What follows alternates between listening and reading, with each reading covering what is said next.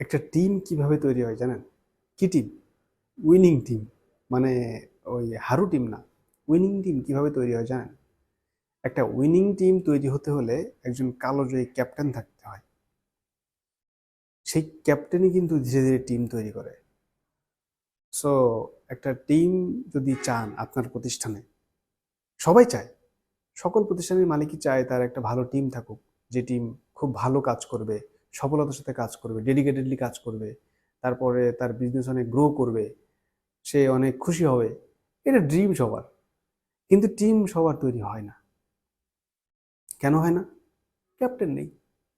Captain ছাড়া team তৈরি হয় না কখনো। ক্যাপ্টেন কিভাবে পাবে, টিম কিভাবে পাবে, কবে নাগাদ এটা গড়া সম্ভব, কিভাবে করা সম্ভব? একটা টিম কখনো রাতারাতি তৈরি হয় না। কারণ একটা ক্যাপ্টেন কিন্তু মানে রাস্তাঘাটে পাওয়া যায় না। ক্যাপ্টেন পাওয়া অনেক সময় সাপেক্ষ ব্যাপার। অপেক্ষা করতে হবে, আপনাকে সময় দিতে হবে, এবং মেইন ক্যাপ্টেন হচ্ছে আপনি। আপনি কোম্পানির মালিক। সো আপনি হচ্ছেন মেইন ক্যাপ্টেন। আপনাকে সবসময় আপনার মাথার মধ্যে একটা সফটওয়্যার ইনস্টল করে দিতে হবে, যে শুধুমাত্র সার্চ করতে থাকবে, সার্চ করতে থাকবে। তার মাথার মধ্যে সবসময় কাজ করবে, যেখানে দেখিবে ছাই উড়ায় দেখো তাই, পাইলেও পাইতে পারো একটা দারুণ ক্যাপ্টেন। এই মন্ত্র একজন কোম্পানি ওনারের মাথার মধ্যে ফিক্স করে রাখা উচিত ফরএভার। যত ভালো টিম তত ভালো গ্রোথ, যত ভালো টিম তত ভালো সিস্টেম, যত ভালো সিস্টেম তত ভালো গ্রোথ। সো গ্রোথের জন্য ক্যাপ্টেন দরকার, টিম দরকার, এবং এটা একটা কন্টিনিউয়াস প্রসেস। যারা ভাবছেন, হতাশ হচ্ছেন যে এতদিন ধরে কাজ করেও একটা টিম করতে পারলাম না, একটা ভালো টিম করতে পারলাম না, যারা আসলে আমি একদিন না থাকলেও তারা কাজ চালিয়ে নিতে পারবে, এমনটা করতে পারলাম না, এই আফসোস অনেকের মনেই রয়েছে। আবার যারা টিম করতে পেরেছে তারা তো সেরার মজা পাচ্ছেই, তার টেস্টটা তো তারা পাচ্ছে, স্বাদ নিচ্ছে। বাট আপনি যেহেতু পারেননি, আপনার জন্যই এই ভিডিওটা। ফার্স্ট থিং হচ্ছে আপনার রিক্রুটমেন্ট প্রসেসটা ভালো করতে হবে। রিক্রুটমেন্ট প্রসেস ভালো করলেই কি হয়ে যায়? এরকম অনেক প্রতিষ্ঠানই তো আছে যারা রেগুলার হায়ার করে, রিক্রুটমেন্ট প্রসেসটা খুবই ভালো, কিন্তু তারপরেও তো তাদের হায়ার করার কর্মীকে ফায়ার করতে হয়। এটা তো ভাই থাকবেই। হায়ারিং ফায়ারিং একটা প্রসেস, এটাও একটা কন্টিনিউয়াস প্রসেস। আপনি খুব ভালো ফিল্টার সিস্টেম করে হায়ারিং প্রসেস দিয়ে আপনি হায়ার করলেন, করার পরে দেখলেন যে আপনি যাকে এত মানে প্রসেসের মাধ্যমে হায়ার করলেন, সে এক্স্যাক্টলি আপনার জন্য প্রপারলি ওয়ার্ক করছে না, মানে আপনার সাথে মিলছে না। তখন কি করবেন? না আপনার সাথে মিলছে, না তার সাথে আপনার মিলছে, কোনোটাই তো হচ্ছে না। তো ডেফিনেটলি আপনাদের একটা সেপারেশনে যেতে হবে। এরকম হয়, এটা একটা স্বাভাবিক ব্যাপার, এটার জন্য হতাশ হওয়া যাবে না। যেটা করতে হবে, এই প্রসেসটা থামানো যাবে না। এই প্রসেসের মধ্যে, এই প্রসেসটা যদি আপনি চালিয়ে যেতে পারেন, তাহলে আপনি দেখবেন যে 10টা হায়ার করেছেন, এর মধ্যে 6টা নাই হয়ে গেছে, 4জন আছে, 4জনের মধ্যে থেকে এত একজন ভালো পেয়ে গেছেন।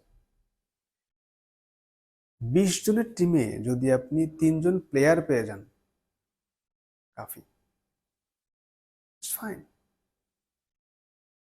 পুরা কখনো 100% টিম প্লেয়ার হয় না, পাওয়া যায় না।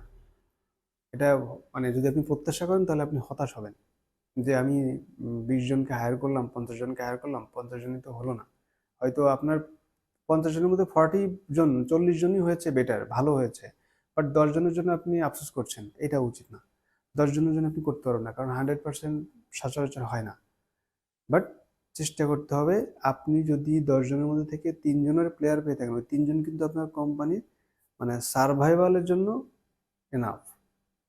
অন্ততপক্ষে আপনি নিশ্চিত হতে পারলেন যে আপনার কোম্পানিতে 3জন মানুষ আছে যারা আপনার অবর্তমানেও তারা কোম্পানিকে ওন করে, নিজেরা সিদ্ধান্ত নিয়ে আপনার কোম্পানিকে রান করবে, চালায় নিতে পারবে। এটুকু নিশ্চয়তা আপনি পেয়ে গেলেন। সো ওইটার উপর ভিত্তি করে, ওইটার উপরে, ওই ওরা না থাকলেও যে আপনার যে টেনশনটা হতো, ওই টেনশনটা আর হবে না। ওখানে আপনাকে আর কনসেন্ট্রেশন দিতে হচ্ছে না। আপনি এখন নেক্সট লেভেলে কনসেন্ট্রেশন দিতে পারবেন। কি? আমার আরো 7জন দরকার। তাদের জন্য আপনি ওই 7জন খুঁজতে হলে হয়তো এমনও হতে পারে আপনার 70 জনকে পরীক্ষা নিতে হচ্ছে, 70টা রিক্রুট করতে হচ্ছে, 70 জনকে ইন্টারভিউ করতে হচ্ছে। সমস্যা নাই, this is your job. Team আপনাকেই গঠন করতে হবে। আপনি যদি আপনার ক্যাপ্টেন হয়ে থাকেন তাহলে আপনাকেই টিম গঠন করতে হবে, আপনাকে ধৈর্য নিয়ে এই কাজটা করে যেতে হবে। তো এই ভিডিওটা করার মেইন উদ্দেশ্য হচ্ছে, আপনি যদি একজন বিজনেস ওনার হয়ে থাকেন আর যদি ভেবে থাকেন যে আমার কেন একটা টিম হচ্ছে না, আমি এতদিন ধরে কাজ করছি কিন্তু আমার অবর্তমানে কাজ করার তো কেউ নেই, আমার তো ভালো ম্যানেজার্স পাচ্ছি না, এইটা ভেবে যারা হতাশ হচ্ছেন তাদের জন্য মূলত এই ভিডিওটা। আপনার ফিল্টার সিস্টেমটা আপগ্রেড করতে হবে ফার্স্ট। নিজেকে গ্রুমিং করার কোনো বিকল্প নাই, নিজেকেও শেখাতে হবে। তো ফিল্টার সিস্টেমটা আপগ্রেড করতে হবে, সেটা কিভাবে করবেন সেটা আলাদা আলোচনা, ভিন্ন আলোচনা। বাট ফিল্টার সিস্টেমটা যদি আপনি আপগ্রেড করেন, মানুষ পরীক্ষা নেয় কেন জানেন? এই যে ইউনিভার্সিটিগুলোতে পরীক্ষা নেয়, তারপর হচ্ছে জবের জন্য পরীক্ষা নেয়, কেন নেয়?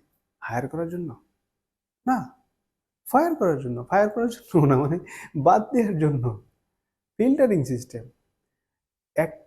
এক 100 পদের জন্য 1 লাখ মানুষ আবেদন করে, তাহলে 1 লাখ মানুষকে তো নেওয়া সম্ভব না। পরীক্ষা নেয়াই হচ্ছে বাদ দেওয়ার জন্য, বাদ দিয়ে 100 মানুষকে ফিল্টার করে নেওয়ার জন্য পরীক্ষা নেওয়া হয় থাকে। সো আপনাকে ফিল্টার সো আপনাকে ফিল্টার সিস্টেমটা আপগ্রেড করতে হবে ফার্স্ট।